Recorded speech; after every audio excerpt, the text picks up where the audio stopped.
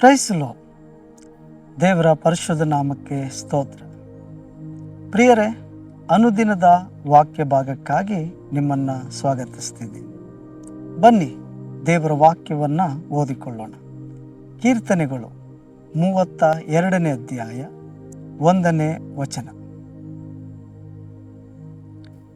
ಯಾವನ ದ್ರೋಹವು ಪರಿಹಾರವಾಗಿದೆಯೋ, ಯಾವನ ಪಾಪವು ಕ್ಷಮಿಸಲ್ಪಟ್ಟಿದೆಯೋ ಅವನೇ ಧನ್ಯನು.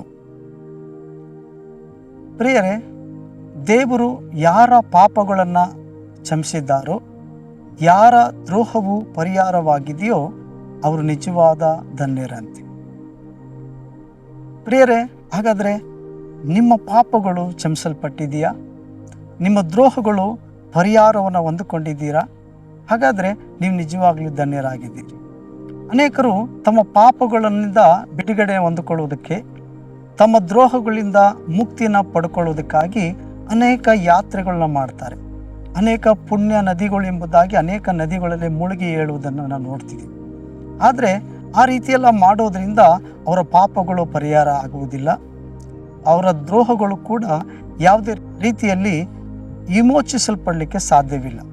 ಹಾಗಾದರೆ ಮನುಷ್ಯನ ಪಾಪವು ಹೇಗೆ ಪರಿಹಾರವಾಗ್ತದೆ? ಮನುಷ್ಯನ ಪಾಪಗಳು ಹೇಗೆ ಕ್ಷಮಿಸಲ್ಪಡ್ತದೆ? ಮನುಷ್ಯನು ಮಾಡಿದಂಥ ಎಲ್ಲ ದ್ರೋಹಗಳು ಹೇಗೆ ಪರಿಹರಿಸಲ್ಪಡ್ತದೆ ಅನ್ನೋದಾದರೆ ಅದಕ್ಕೆ ಒಂದೇ ಏಕೈಕ ಮಾರ್ಗ ಯೇಸು ಕ್ರಿಸ್ತನ ರಕ್ತ. ಯೇಸು ಕ್ರಿಸ್ತನ ನಿಷ್ಕಳಂಕವಾದ ರಕ್ತದಿಂದಲೇ ಮಾನವರ ಪಾಪಗಳು ಶುದ್ಧೀಕರಿಸಲ್ಪಡ್ತದೆ. ಪ್ರೇರಿ, ಹಾಗಾದರೆ ಯೇಸು ಕ್ರಿಸ್ತನ ರಕ್ತ ಅಲ್ಲದೆ ಈ ಲೋಕದಲ್ಲಿ ಯಾವ ರಕ್ತದಿಂದಲೂ ಕೂಡ ಮನುಷ್ಯನ ಪಾಪಗಳು ಪರಿಹಾರವಿಲ್ಲ ಎಂಬುದಾಗಿ ವೇದ ಹೇಳ್ತಿದೆ. ಆದರೆ ಇವತ್ತು ಅನೇಕ ಜನಗಳು ಪಾಪವನ್ನು ಪರಿಹಾರ ಹೊಂದಿಕೊಳ್ಳೋದಕ್ಕಾಗಿ, ಪಾಪದಿಂದ ತಮ್ಮನ್ನು ಬಿಡುಗಡೆನ ಹೊಂದಿಕೊಳ್ಳೋದಕ್ಕಾಗಿ ಅನೇಕ ಯಾತ್ರೆ ಸ್ಥಳಗಳನ್ನು ಮಾಡಿ, ಅನೇಕ ವಿಧವಾದಂಥ ವಸ್ತುಗಳ ಮೂಲಕವಾಗಿ, ಆ ಬಲಿಗಳ ಮೂಲಕವಾಗಿ ತಮ್ಮ ಪಾಪ ಕ್ಷಮಾಪಣೆಯನ್ನು ಹೊಂದಿಕೊಂಡಿದ್ದೀವಿ ಎಂಬುದಾಗಿ ತಮ್ಮನ್ನು ತಾವು ಸಮಾಧಾನ ಪಡಿಸಿಕೊಳ್ಳೋದನ್ನು ನೋಡ್ತೀವಿ.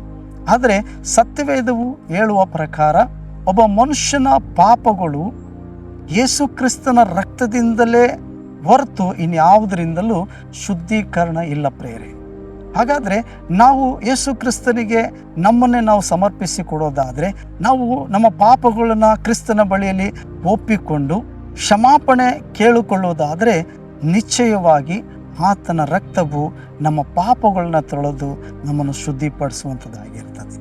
ನಮ್ಮ ದ್ರೋಹಗಳೆಲ್ಲವನ್ನು ಆತನ ರಕ್ತವು ಪರಿಹರಿಸಿ ನಮ್ಮನ್ನು ನೀತಿವಂತರು ಮತ್ತು ನಿಷ್ಕಳಂಕರು ಮತ್ತು ಆತನ ಪ್ರಜೆಗಳಾಗಿ ನಮ್ಮನ್ನು ಮಾರ್ಪಡಿಸ್ತದೆ. ಇನ್ನೂ ಹೆಚ್ಚಾಗಿ ಹೇಳಬೇಕಾದ್ರೆ ಯೇಸು ಕ್ರಿಸ್ತನ ರಕ್ತವು ನಮ್ಮ ಪಾಪಗಳನ್ನು ತೊಳೆದು ಶುದ್ಧಿಪಡಿಸಿ ಆತನ ಮಗನಾಗಿ ಮತ್ತು ಆತನ ಮಗಳಾಗಿ ನಮ್ಮನ್ನು ಸ್ವೀಕರಿಸಿಕೊಳ್ಳುವಂಥದ್ದಾಗಿದೆ. ಪ್ರೇರಿ, ಹಾಗಾದರೆ ನೀವು ಯಾವುದೋ ಒಂದು ಪಾಪದಲ್ಲಿ ಇರ್ಬೋದು, ಅಥವಾ ಪಾಪದಲ್ಲೇ ನಾನು ಜೀವಿಸ್ತಾ ಇದ್ದೀನಿ, ಈ ಪಾಪದಿಂದ ನನಗೆ ಬಿಡುಗಡೆನೇ ಇಲ್ಲ, ನನಗೆ ಪಾಪದಿಂದ ಬಿಡುಗಡೆ ಬೇಕು ಎಂಬುದಾಗಿ ಬಯಸ್ತಿದ್ದೀರಾ? ಅಯ್ಯೋ, ನಾನು ಅನೇಕ ದ್ರೋಹಗಳನ್ನು ಮಾಡಿದ್ದೀನಿ, ಅನೇಕ ವಿಧವಾದಂಥ ಕೆಟ್ಟ ಕಾರ್ಯಗಳನ್ನು ಮಾರ್ಗದಲ್ಲಿ ನಾನು ಜೀವಿಸ್ತಾ ಬಂದವಳಾಗಿದ್ದೀನಿ.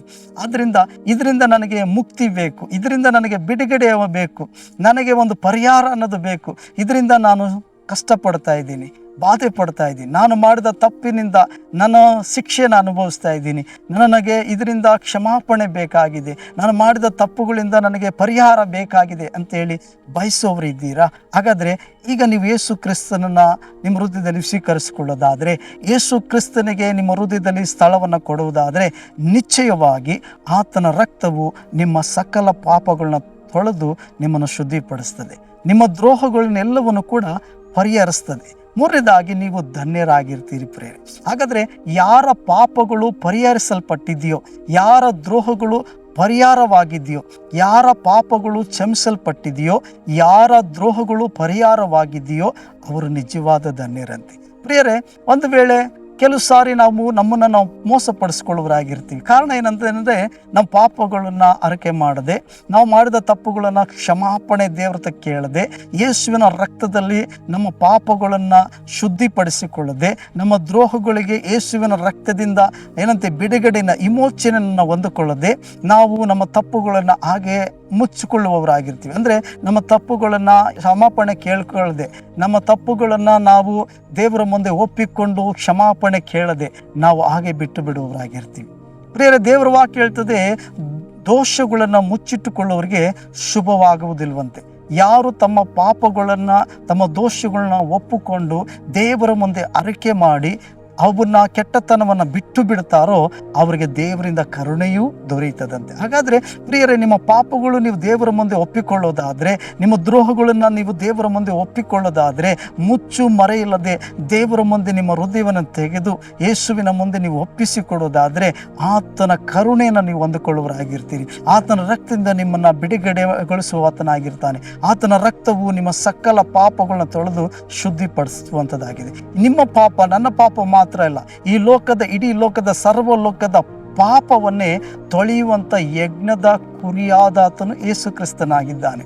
ಆದ್ದರಿಂದ ಈ ಲೋಕಕ್ಕೆ ಮನುಷ್ಯನಾಗಿ ಯೇಸು ಕ್ರಿಸ್ತನು ಬಂದು ಸಿಲುಬೆ ಮೇಲೆ ಲೋಕದ ಎಲ್ಲ ಜನರಿಗೋಸ್ಕರ, ನನಗಾಗಿ, ನಿಮಗಾಗಿ, ಮತ್ತು ಮುಂದೆ ಹುಟ್ಟುವಂಥ ಎಲ್ಲ ಜನರಿಗೋಸ್ಕರವೂ ತನ್ನ ಸ್ವಂತ ರಕ್ತವೇ ನಮ್ಮ ಪಾಪಗಳಿಗಾಗಿ, ನಮ್ಮ ದ್ರೋಹಗಳಿಂದ ಬಿಡುಗಡೆಗಾಗಿ ಆತನ ರಕ್ತವೇ ಸುರಿಸಲ್ಪಟ್ಟಿದೆ.